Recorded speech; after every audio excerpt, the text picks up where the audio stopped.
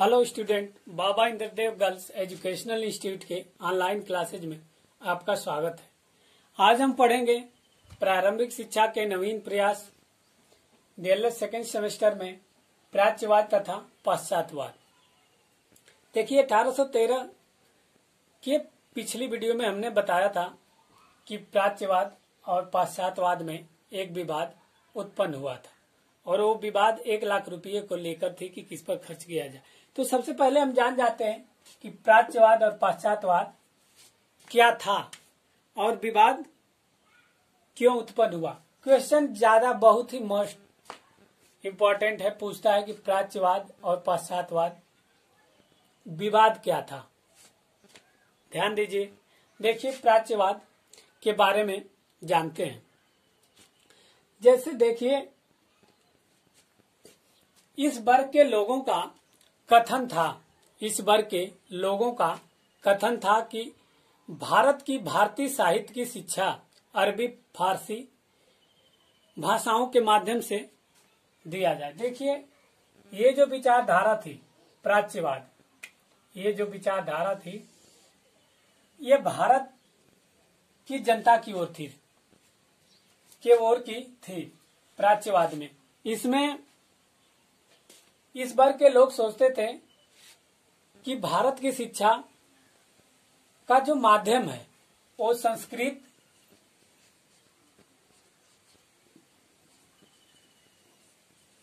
अरबी और फारसी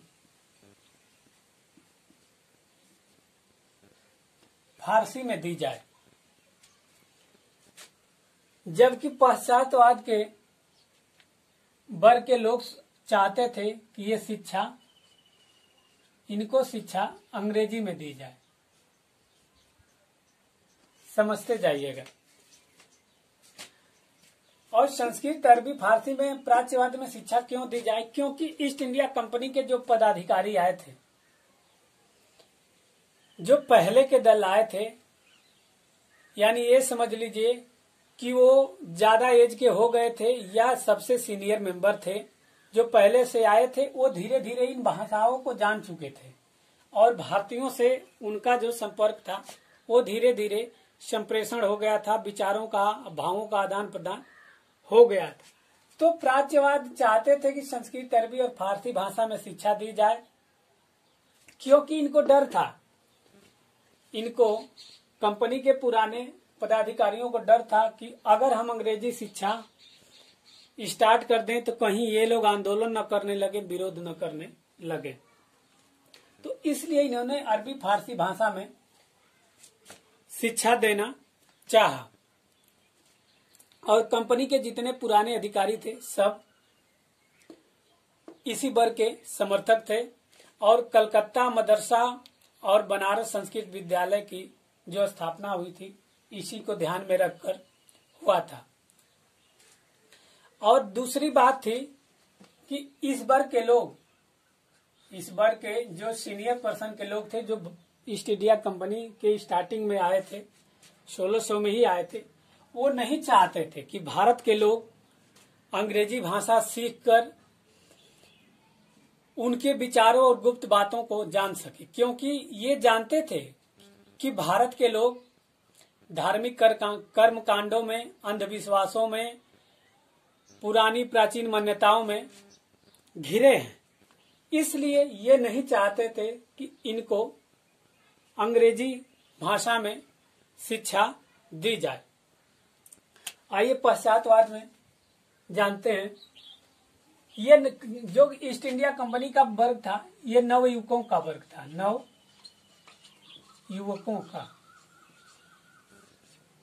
नवयुवकों का वर्ग था और ये अंग्रेजी भाषा में शिक्षा भारतीयों को देना चाहते थे और ये सोचते थे कि भारत के लोगों को आधुनिक ज्ञान विज्ञान की शिक्षा दी जाए। दोनों में सीधा अंतर है ये समझिए। प्राच्य का मतलब प्राचीन से, पाश्चात्य का मतलब बाद से, पाश्चात्य का मतलब बाद से यानी आधुनिकता से। जब ये पॉइंट समझेंगे दोनों में अंतर स्पष्ट हो जाएगा। तो इसलिए ये लोग चाहते थे कि भारतीयों को ज्ञान विज्ञान की शिक्षा दी जाए, क्योंकि कंपनी के जो इसमें अधिकारी थे वो 9 युवक थे। और इसी विचारधारा के समर्थक चार्ल्स ग्रांट थे। चार्ल्स ग्रांट के शैक्षिक प्रयास के बारे में बताया गया था कि अंग्रेजी शिक्षा पे ज्यादा जोर दिए थे। और भारतीय विचारकों में भी इसका समर्थन पाश्चात्यवाद के राजा राम मोहन राय थे। राजा राम मोहन राय थे, क्योंकि राजा राम मोहन राय जानते थे कि भारतवासी जब अंग्रेजी शिक्षा ग्रहण कर लेंगे तो आधुनिकता आ जाएगी और हम काफी विकास करेंगे। जितने भी हमारे समाज में बाह्य आडंबर है, पुरानी रीति रिवाज हैं और पुरानी परंपराएं हैं, वो खत्म हो जाएगी। तो राजा राम मोहन राय भी पाश्चात्यवाद के समर्थक थे, इसी विचारधारा के समर्थक थे। अब देखिए क्वेश्चन हमारा आता है प्राच्य और पाश्चात्य विवाद। क्वेश्चन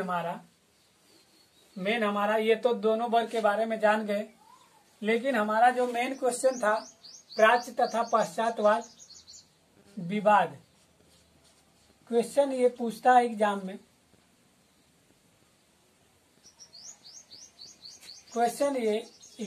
पूछता है, बहुत मोस्ट है।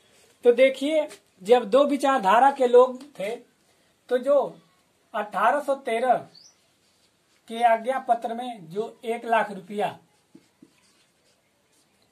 रुपया प्रति वर्ष सरकार द्वारा जो धनराशि दी गई थी वो किस पर खर्च किया जाए, विवाद यहीं से उत्पन्न हुआ। अरबी फारसी और संस्कृत भाषा वाले लोग सोचते थे कि इस पर खर्च किया जाए, दूसरा वर्ग पाश्चात्यवाद सोचता था कि नहीं अंग्रेजी पर खर्च किया जाए। विवाद यही उत्पन्न हुआ, दोनों वर्गों में विवाद हो गया। एक वर्ग कहता था कि नहीं संस्कृत, अरबी और फारसी भाषाओं पर खर्च किया जाए, दूसरा वर्ग कहता था कि नहीं अंग्रेजी भाषाओं पर खर्च किया जाए।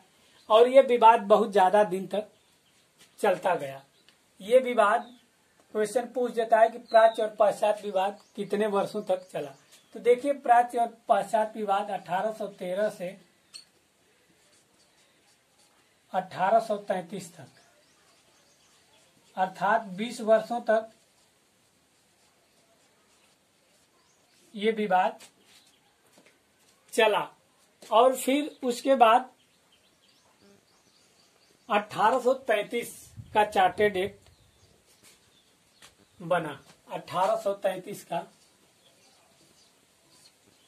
आज्ञा पत्र।